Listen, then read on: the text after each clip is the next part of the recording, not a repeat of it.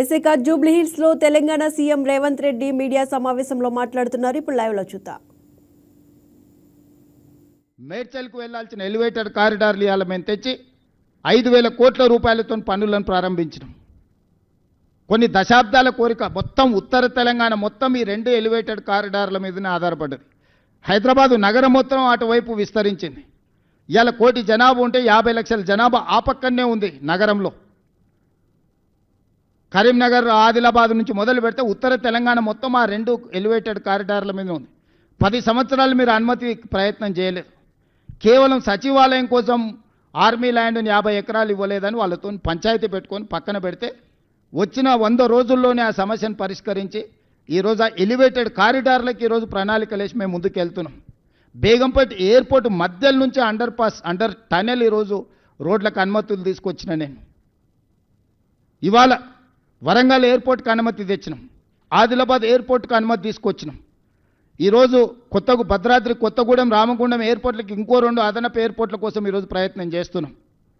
ఈరోజు తెలంగాణ రాష్ట్రానికి పోర్టు లేకపోవడం వల్ల ఈవీ ఇండస్ట్రియల్ డెవలప్మెంట్ ఆగిపోతే కేంద్ర ప్రభుత్వాన్ని ఆంధ్రప్రదేశ్ ప్రభుత్వాన్ని ఒప్పించి మచిలీపట్నానికి greenfield national highway 12 lanes road వేసి ఈరోజు మనకు పోర్టు లేని లోటును తీర్చి మచిలీపట్నం పోర్టు నిజాం కాలంలో ఉన్న పోర్టుకి ఈరోజు మనం అనుసంధానం చేస్తున్నాం. ఈరోజు రేడియల్ రోడ్స్ వేస్తున్నాం. ఈరోజు శ్రీశైలం ఎలివేటెడ్ కారిడార్ నేషనల్ హైవేతో పాటు శ్రీశైలం టైగర్ రిజర్వ్ ఫారెస్ట్లో 56 కిలోమీటర్ల ఎలివేటెడ్ కారిడార్కి ఈరోజు కేంద్రం నుంచి అనుమతి తీసుకొచ్చినాం. ఈరోజు హైదరాబాద్ ఎయిర్పోర్ట్ నుంచి కొడంగల్కి డెడికేటెడ్ హైవే వేస్తున్నాం. ఈరోజు ఎన్నో ఇండస్ట్రియల్ పార్కుల కోసం ల్యాండ్ ఎక్విజిషన్ ఒక స్ట్రీమ్ లైన్ చేసినాం. ఎన్ని జీసీసీ కంపెనీలను తెచ్చినామంటే నేను ఛాలెంజ్ చేస్తున్నా, ఫార్చ్యూన్ 500లో ఇలా 70% జీసీసీ కంపెనీలు ఇండియాకు వచ్చిన దాంట్లో ఓన్లీ హైదరాబాద్ నగరానికి కాంగ్రెస్ పార్టీ అధికారంలోకి వచ్చిన తర్వాత తీసుకొచ్చినాం. వ్యాన్గార్డ్ కానీ, మెక్డొనాల్డ్స్ కానీ, ఎలీలిల్లీ కానీ, అమెరికన్ ఎయిర్లైన్స్ కానీ, నేను కంపెనీల డీటెయిల్స్ అన్ని మీకు ఇస్తా. ఎలీలిల్లీ ఈరోజు $1 బిలియన్ ఫార్మాలో ఇన్వెస్ట్మెంట్ ఈరోజు తీసుకొచ్చినాం తెలంగాణ రాష్ట్రానికి.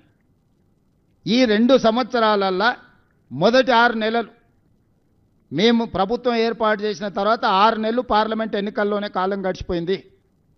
ఈ 2 ఏళ్లలో మేము పనిచేసింది సంవత్సరన్నరనే. సంవత్సరన్నరలో 3 లక్షల కోట్ల రూపాయలు ఈ రాష్ట్రానికి పెట్టుబడులు తీసుకొచ్చినాము. ఇవాళ గ్లోబల్ కెపబిలిటీ సెంటర్స్ కానీ, డేటా సెంటర్స్ కానీ, మిగతా ఇన్ఫ్రాస్ట్రక్చర్లో వేలాది కోట్ల రూపాయల పెట్టుబడులు తీసుకొచ్చి నగర విస్తరణ కోసం మేము ప్రణాళికలు చేస్తున్నాము. 10 సంవత్సరాలు మీరు ఏమీ చెయ్యకపోను తెలంగాణ రాష్ట్రాన్ని కొల్లగొట్టి ప్రజలకు ఉపయోగం లేని, ప్రయోజనం లేని కమాండ్ కంట్రోల్ రూమ్, సచివాలయం, ప్రగతి భవన్, కాళేశ్వరం చూపించి ఎంతకాలం ప్రజల్ని మభ్యపెడతారు?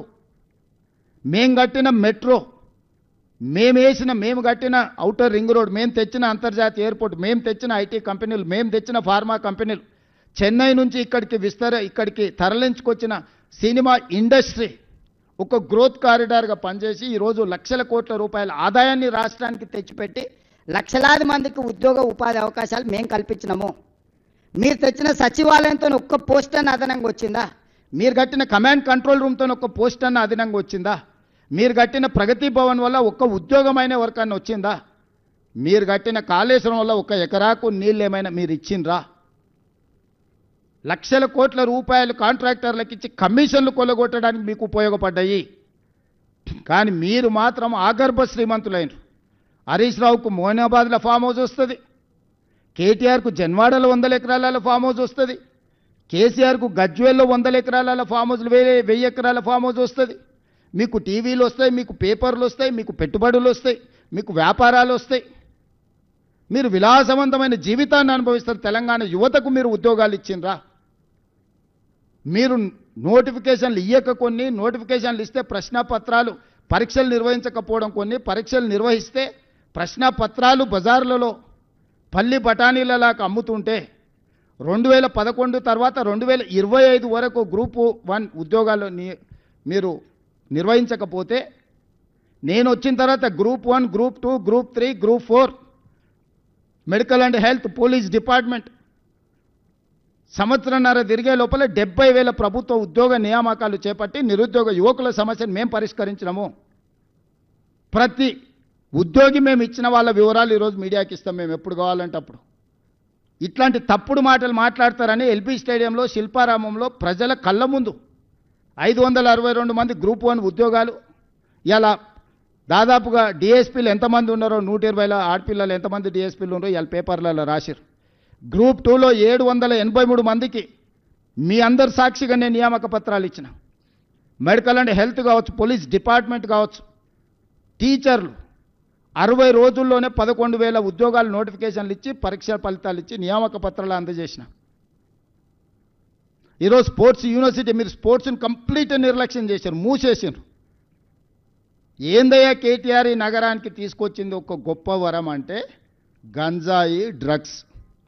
పండగ పూట కూడా దీపావళి పండుగ చుచ్చుబుడ్లు కాల్చుకోవాల్సిన దగ్గర గంజాయి దమ్ము కొట్టాలి, డ్రగ్స్ సేవించాలి.